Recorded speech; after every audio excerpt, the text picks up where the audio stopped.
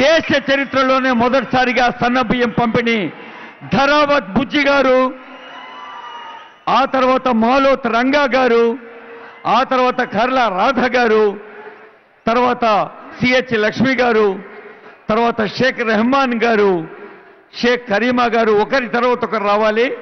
కర్పూరపు లక్ష్మి గారు, గుండెపైన గురుమ్మ గారు, చిరుమామిళ్ళ సుశీల గారు, కర్ణా వెంకట పుష్ప గారు.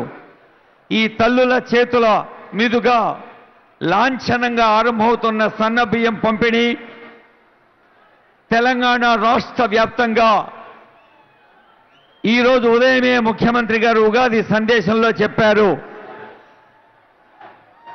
రైతులందరూ సన్నబియ్యం పండిస్తున్నారు, సన్నబియ్యానికి మద్దతు ధర కూడా ఇస్తోంది రాష్ట్ర ప్రభుత్వం.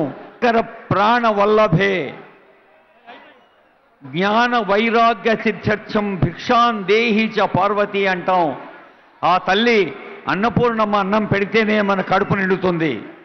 కేవలం మన కడుపే కాదు, మన పక్క వాళ్ళ కడుపు నిండాలి, అందరూ ఆరోగ్యంగా ఆనందంగా ఉండాలి అంటే ప్రజాపాలనా ప్రభుత్వం చారిత్రాత్మకంగా ఈరోజు మీ సొంతం చేసిన సన్నబియ్యం పథకం విజయవంతం కావాలని కోరుతూ